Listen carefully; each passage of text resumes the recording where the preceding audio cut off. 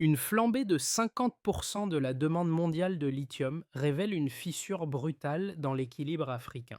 Alors que ce métal stratégique attire les plus grandes puissances, les pays africains qui en détiennent pourtant l'essentiel ne récoltent qu'une infime partie de sa valeur, créant une tension silencieuse que beaucoup ignorent encore. Que représente réellement ce décalage pour Ibrahim Traoré et pourquoi façonne-t-il déjà l'avenir du Burkina Faso? Un mouvement profond s'esquisse, prêt à bousculer l'ordre établi. Ce récit promet de dévoiler comment une décision politique souvent réduite à un simple geste souverain a en réalité déclenché une cascade de tensions géopolitiques dont la portée dépasse largement les frontières du Burkina Faso. Le véritable enjeu, pour comprendre cette trajectoire, tient en 10 mots: maîtriser ses ressources pour survivre dans un monde sous pression. Car derrière les discours officiels se cache un réseau d'intérêts croisés, de récits concurrents et de stratégies d'influence qui s'étendent bien au-delà du Sahel. Chaque mouvement observé dans la région résonne désormais dans un espace global où se mêlent ambitions économiques, présence militaire et lutte pour les métaux critiques nécessaires aux technologies de demain. Et si cette dynamique semble encore lointaine pour certains observateurs, elle devient un prisme essentiel pour comprendre l'évolution des rapports de force contemporains. Un détail passé inaperçu, un acteur minorisé renversant un système narratif établi, crée aujourd'hui un point d'inflexion que beaucoup n'avaient pas anticipé. Personne ne l'avait réellement anticipé. Une seule décision institutionnelle a bouleversé l'équilibre fragile du Sahel, révélant la profondeur d'un affrontement longtemps sous-estimé. Et ce basculement a pris forme au moment où un simple acte administratif, la dissolution d'un organe électoral financé de l'extérieur, a ravivé des tensions latentes héritées de plusieurs décennies, alors que la demande mondiale de lithium a bondi de 50%. Ce renversement soudain expose une vérité souvent occultée. Le Burkina Faso, longtemps présenté comme une périphérie silencieuse de l'Afrique de l'Ouest, se retrouve désormais au centre d'une dynamique où le contrôle narratif vaut autant que le contrôle territorial. La prise de parole publique du leadership burkinabé n'a pas été un geste isolé, mais l'aboutissement d'un processus où la souveraineté politique, l'accès aux ressources stratégiques et l'héritage colonial se superposent dans un enchevêtrement difficile à démêler. Lorsque les puissances extérieures ont associé ce changement interne à une prétendue dérive autoritaire, elles ont simultanément révélé la fragilité de leur propre lecture de la région. Car ce que beaucoup observateurs ont ignoré, c'est que la réforme n'était pas une attaque frontale contre un partenaire international, mais un repositionnement visant à replacer la population au centre du processus décisionnel. Ce mouvement trouve son origine dans un phénomène bien plus ancien que les crises actuelles. Les territoires du Sahel, marqués par une longue histoire de domination et d'exploitation, abritent des réserves critiques de minéraux devenus indispensables aux chaînes industrielles mondiales. Dans ce contexte, le geste initial, considéré comme radical, apparaît plutôt comme une tentative de reprendre la maîtrise de conditions trop longtemps définies par d'autres. Et c'est ici que se referme la première interrogation évoquée plus tôt en: si l'écart entre richesses possédées et bénéfices reçus crée un déséquilibre systémique, alors comprendre ce qui l'alimente devient indispensable pour saisir la portée réelle de ce changement. Le tournant amorcé dans la région n'a pas émergé d'un vide politique. Il a pris forme à travers des trajectoires humaines qui matérialisent l'impact immédiat des décisions souveraines. À Ouagadougou, de jeunes administrateurs autrefois cantonnés à des tâches protocolaires ont vu leurs responsabilités s'élargir lorsque la gestion des processus civiques a été recentrée sur des structures locales plutôt que sur des organes extérieurs. Leur rôle improvisé de relais institutionnel illustre l'amorce d'une transition où le contrôle interne redevient un pilier de stabilité. Plus au nord, près des zones frontalières, où les tensions militaires se superposent aux enjeux miniers, des équipes civiles impliquées dans la surveillance territoriale ont constaté un changement subtil mais tangible. Là où l'incertitude dominait, la réorientation du discours national a créé un espace où les décisions étatiques acquièrent une légitimité nouvelle, donnant aux acteurs locaux un ancrage plus clair pour interpréter les événements qui se déroulent autour d'eux. Ces inflexions, modestes en apparence, modifient pourtant les rapports quotidiens entre pouvoir public, communauté locale et influence extérieure. Ces deux cas illustrent comment une réforme institutionnelle présentée comme technique se propage bien au-delà des cénacles politiques. Elle redéfinit la manière dont les individus perçoivent leur propre place dans un système longtemps encadré par des narratifs extérieurs. Et si ces évolutions sont encore en gestation, elles annoncent une modification progressive de l'équilibre local qui préfigure déjà les transformations plus larges observées dans le Sahel.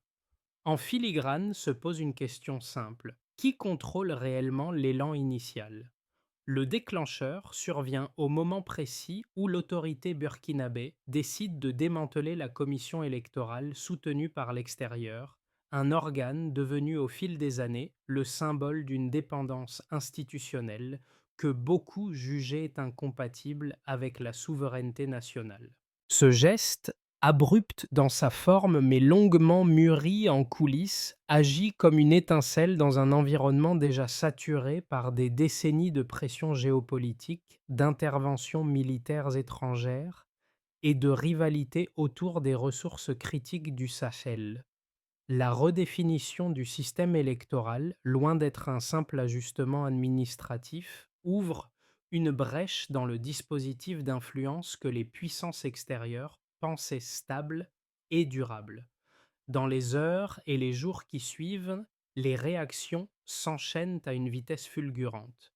Les médias étrangers relaient immédiatement l'événement en le présentant comme un signe alarmant de dérive autoritaire, amplifiant d'un récit déjà bien ancré dans les réseaux diplomatiques occidentaux. Ce cadrage, en surface unanime, s'oppose fortement aux interprétations locales qui voient dans cette décision un repositionnement nécessaire pour remettre la population au cœur des institutions.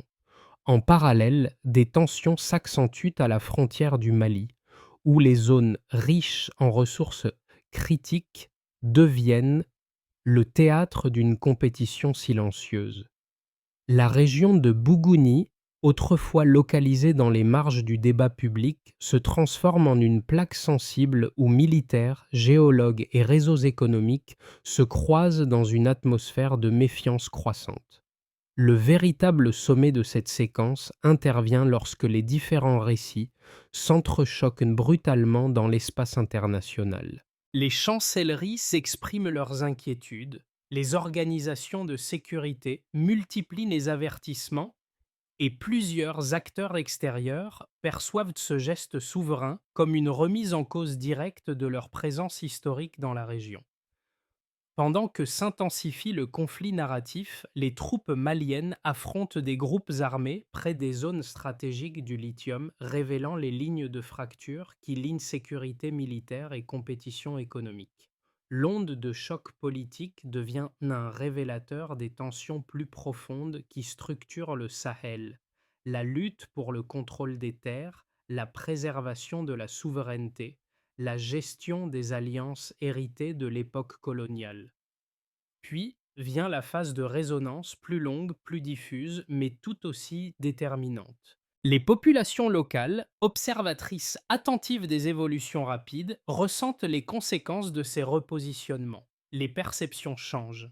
Les discussions publiques s'élargissent, les arguments s'affinent, et l'idée d'un contrôle plus direct sur les ressources acquiert une légitimité nouvelle.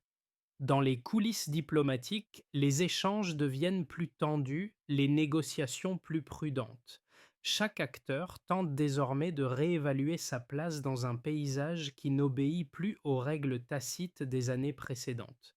Les effets de la décision initiale se propagent ainsi dans plusieurs directions, redessinant les équilibres à mesure que les alliances anciennes vacillent et que de nouveaux pôles d'influence émergent.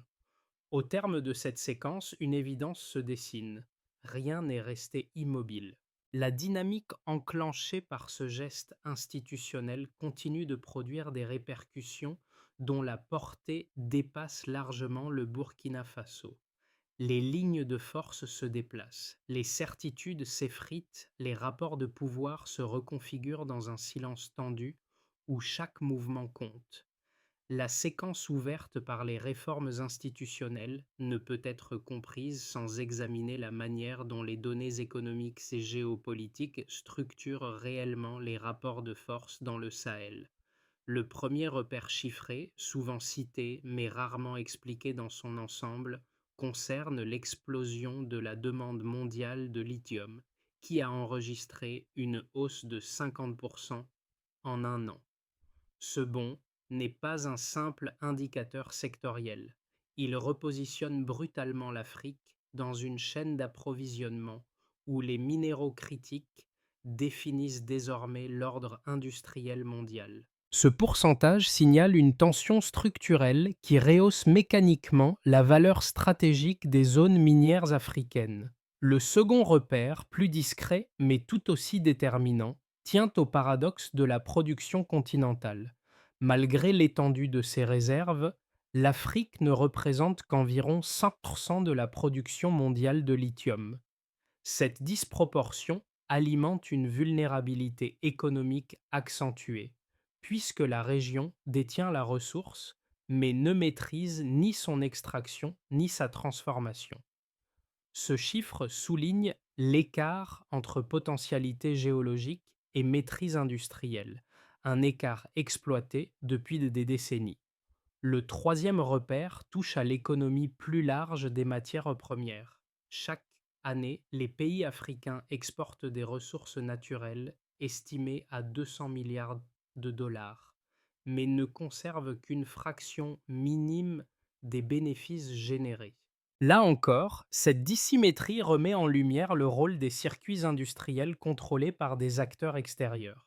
Ce montant illustre une hémorragie économique ancienne qui structure encore les rapports de dépendance. Pris ensemble, ces trois repères dessinent une architecture d'inégalités profondément enracinée. Ils montrent comment les décisions institutionnelles observées récemment ne s'inscrivent pas dans un vide politique, mais dans une logique où la souveraineté économique est directement affectée par des dynamiques globales. Les tensions géopolitiques autour des frontières maliennes, les reconfigurations diplomatiques au Burkina Faso et le regain d'attention autour des zones riches en minéraux critiques ne prennent sens qu'à la lumière de ces écarts quantifiables. C'est ici que la logique amorcée plus tôt en commence à se refermer. La réforme institutionnelle, considérée comme un acte isolé, devient lisible comme une tentative de réduire un déséquilibre structurel mis en évidence par les chiffres.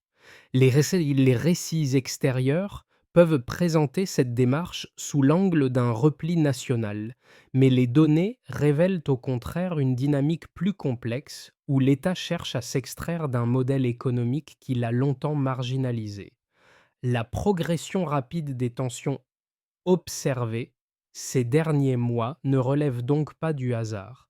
Le décalage entre ressources possédées et bénéfices perçus crée un terrain fertile aux interventions extérieures, lesquelles se justifient souvent par des arguments de sécurité, tout en répondant à des enjeux économiques plus vastes. Dans cette configuration, chaque geste souverain agit comme un point de bascule qui remet en cause un équilibre anciennement accepté. Et c'est précisément cette logique, mise en lumière par les données, qui répond à la deuxième interrogation mentionnée précédemment. Lorsque la chaîne économique établit une dépendance structurelle, tout effort de rééquilibrage devient immédiatement un enjeu politique majeur. L'un des arguments les plus souvent avancés par les observateurs extérieurs repose sur l'idée que l'intervention internationale constitue un rempart indispensable contre l'instabilité chronique du Sahel. Selon cette vision, les présences militaires occidentales, accompagnées de dispositifs institutionnels et d'investissements ciblés, offriraient au Burkina Faso et à ses voisins des garanties de sécurité que les structures locales, jugées encore fragiles, ne pourraient assumer seules. Les partisans de cette thèse soulignent que la lutte contre les groupes armés nécessite une expertise technique, des ressources logistiques et une coordination multilatérale difficile à reproduire à l'échelle nationale. Pour eux, toute remise en cause de ces partenariats équivaudrait à affaiblir un équilibre déjà précaire. L'argument inverse, largement relayé sur le continent africain, repose sur une lecture différente des dynamiques régionale. Il met en avant le fait que la longue présence militaire étrangère n'a pas conduit à une baisse significative des conflits, mais a plutôt renforcé une dépendance politique et économique qui maintient la région dans une position subalterne. Cette approche considère que les dispositifs institutionnels soutenus par l'extérieur ne font que perpétuer des systèmes hérités de l'époque coloniale, dans lesquels les pays africains demeurent marginalisés dans les décisions qui les concernent directement.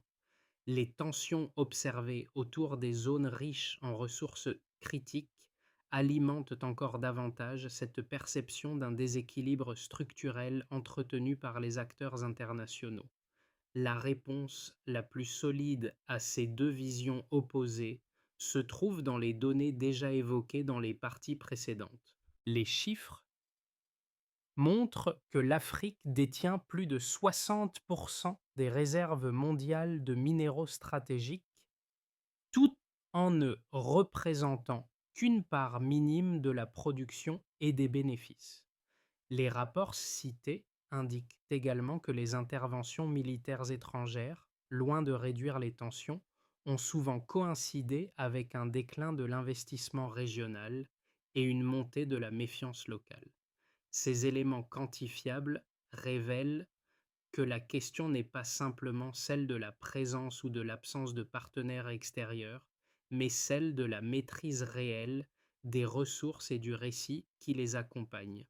Ainsi, le débat ne porte plus seulement sur l'efficacité de l'aide ou la nécessité d'alliances, mais sur la capacité des États concernés à redéfinir eux-mêmes les conditions de leur stabilité et de leur développement. Tout bascule en un instant. Le moment charnière apparaît lorsque les récits extérieurs, jusque-là dominants, perdent soudain leur cohérence face à la montée des voix africaines affirmant d'une autre lecture des événements. Ce glissement ne se manifeste pas par un affrontement direct, mais par une accumulation de signaux faibles, des discours locaux mieux relayés, des institutions régionales plus affirmées et une compréhension nouvelle des enjeux liés aux ressources stratégiques. La pression narrative se fracture, révélant une faille dans la grille d'analyse habituelle. Dans ce nouvel espace, Ibrahim Traoré devient un point de référence malgré lui, non pas par un geste spectaculaire, mais parce que la redéfinition souveraine qu'il incarne crée une zone d'incertitude que les acteurs extérieurs n'avaient pas anticipée. Une décision perçue comme isolée devient dès lors un repère autour duquel se réorganisent les alliances, les critiques et les stratégies. Le pivot ne réside pas dans la confrontation, mais dans la manière dont la région réinvestit son propre récit. Ce moment charnière révèle également une réalité plus large. Ce qui semblait immuable se délite dès que les structures locales reprennent l'initiative. Et cette dynamique annonce déjà des répercussions bien au-delà des frontières. Les répercussions de la séquence initiée précédemment se matérialisent désormais dans quatre sphères distinctes où chaque acteur perçoit différemment la transformation en cours. Ce ne sont plus uniquement des enjeux théoriques, mais des réalités tangibles qui redessinent les positions, les attentes et les tensions régionales. Au niveau national, au Burkina Faso, la recentralisation des décisions publiques crée un mouvement inédit dans lequel les acteurs institutionnels locaux retrouvent une marge d'initiative plus large. Les administrations autrefois marginalisées se voient confier de nouvelles responsabilités. permettant une réappropriation des processus internes. Dans les zones rurales, le discours souverainiste trouve un écho particulier. Il ravive l'idée que les ressources du territoire doivent d'abord servir la population. Les débats publics gagnent dans l'intensité et les citoyens perçoivent plus nettement les enjeux liés au contrôle des richesses, notamment autour des gisements de la région malienne voisine. Pour certains, cette dynamique représente une ouverture. Pour d'autres, elle soulève la crainte d'une réaction internationale qui pourrait fragiliser les équilibres sociaux. Du point de vue de la diaspora burkinabé, fortement connectée aux réseaux internationaux, observe ces évolutions avec une attention particulière. Beaucoup y voient un réajustement nécessaire face à des décennies de dépendance économique et politique. D'autres redoutent que les tensions diplomatiques croissantes puissent en mettre en péril les opportunités d'échange, de formation ou d'investissement. Entre soutien enthousiaste et prudence stratégique, cette communauté joue un rôle crucial dans la diffusion d'un contre-narratif capable de nuancer les perceptions extérieures. Elle devient un relais important d'explication, de débat et d'interpellation sur la manière dont les ressources africaines sont représentées et exploitées. À l'échelle régionale, en Afrique de l'Ouest et au Sahel, au-delà des frontières, le repositionnement du discours burkinabé alimente une réflexion continentale sur la souveraineté économique. Des États voisins confrontés aux mêmes pressions commencent à envisager des réformes similaires, notamment dans la gestion des ressources naturelles.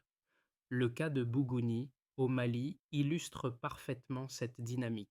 L'importance croissante du lithium y attire des acteurs extérieurs, mais renforce également la volonté locale de protéger ces zones stratégiques. Les tensions rencontrées par les forces maliennes face à des groupes armés ou des ingérences étrangères servent d'avertissement à la région.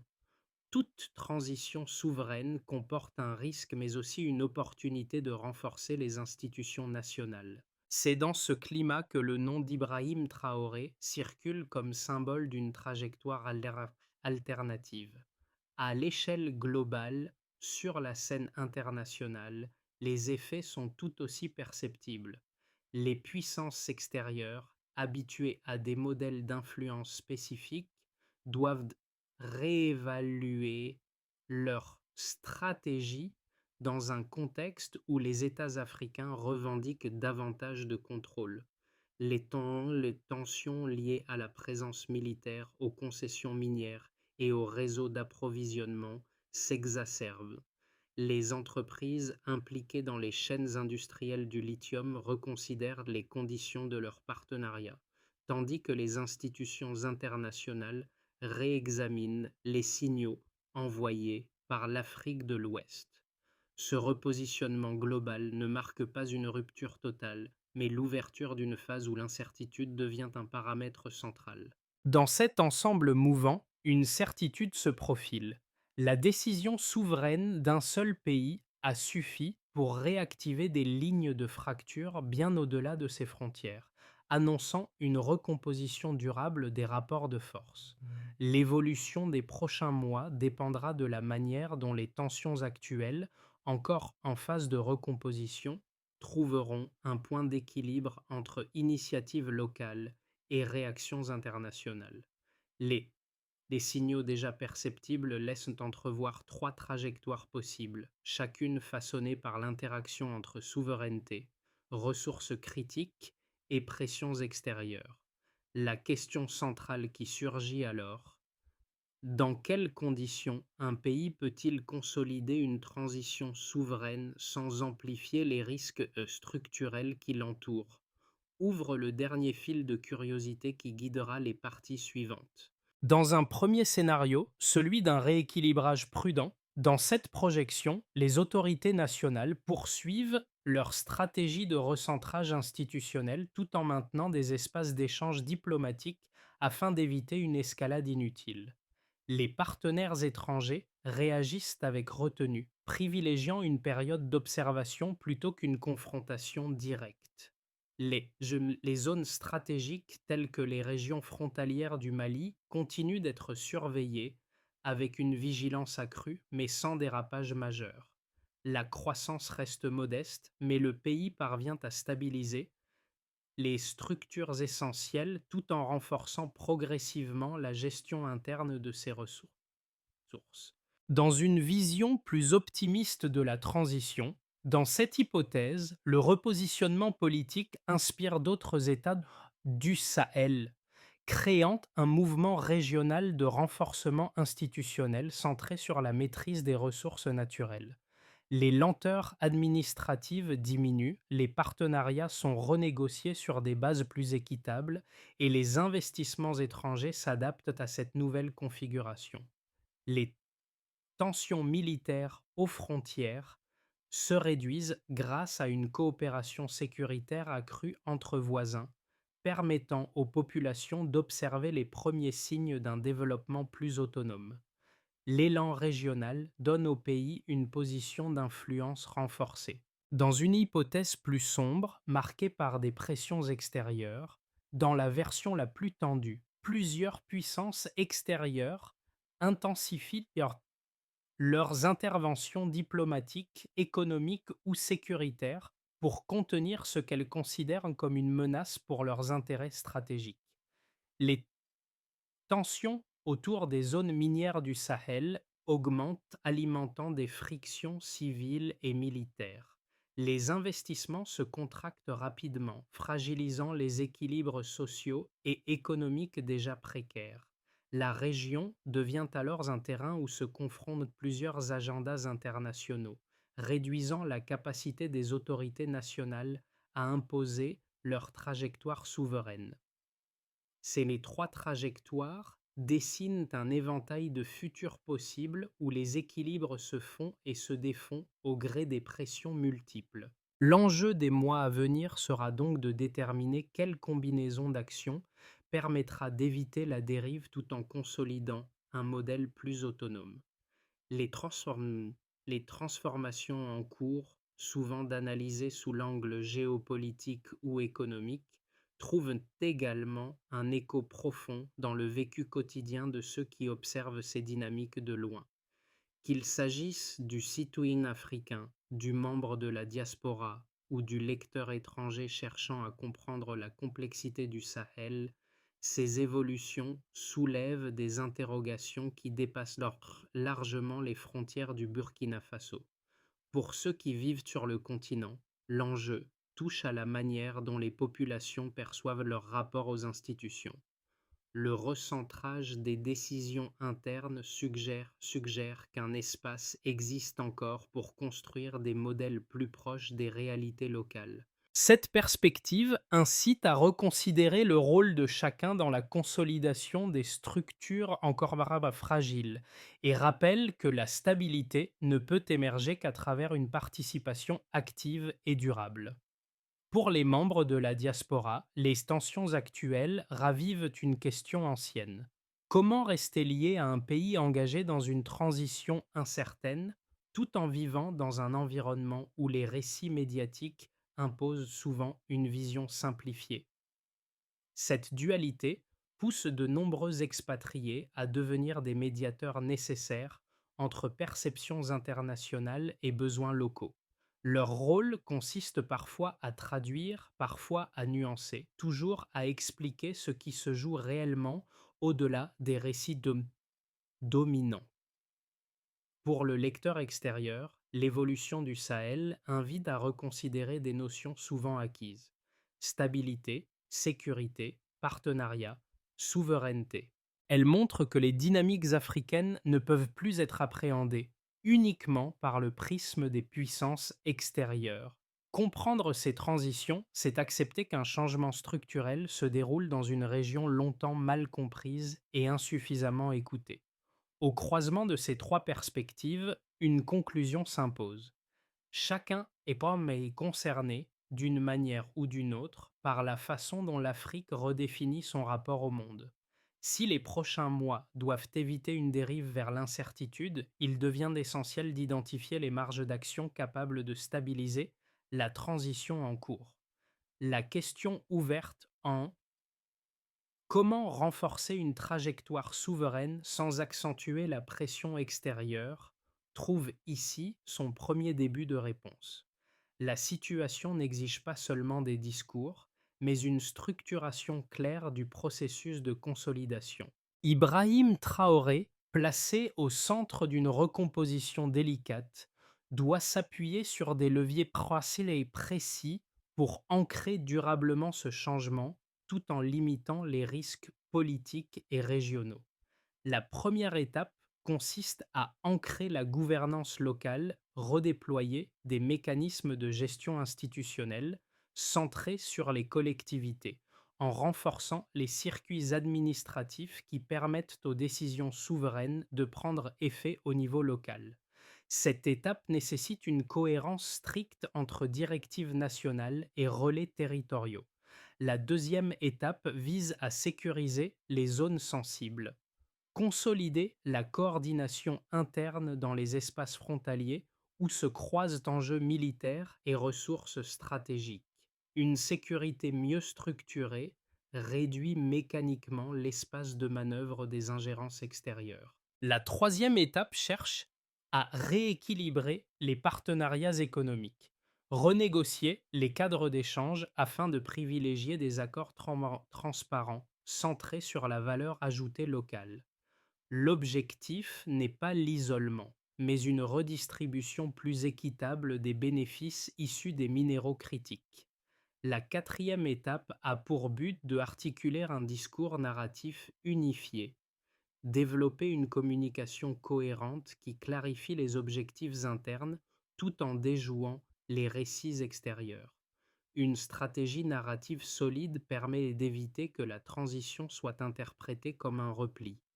La cinquième étape consiste à consolider les alliances régionales, s'appuyer sur les pays voisins pour construire des mécanismes collectifs qui renforcent la circulation de l'information, l'harmonisation des politiques et la stabilité du Sahel. À travers ces 5 étapes, une dynamique émerge, stabiliser pour durer et durer pour transformer.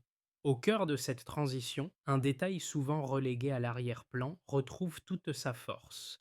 Ces jeunes administrateurs et ces équipes civiles évoqués plus tôt, qui ont tenu les premières lignes silencieuses du changement. Leur engagement discret, loin des débats internationaux, rappelle que la recomposition en cours n'est pas seulement une affaire de discours diplomatiques, mais d'hommes et de femmes qui redéfinissent chaque jour les fondations de leur propre avenir. Ce motif, esquissé en 1, revient ici comme un fil conducteur reliant les transformations politiques aux gestes quotidiens de ceux qui les portent réellement. Dans ce paysage mouvant, Ibrahim Traoré apparaît moins comme une figure isolée que comme le point de convergence d'une volonté collective. Son rôle ne se réduit pas à une décision ou à un affrontement narratif.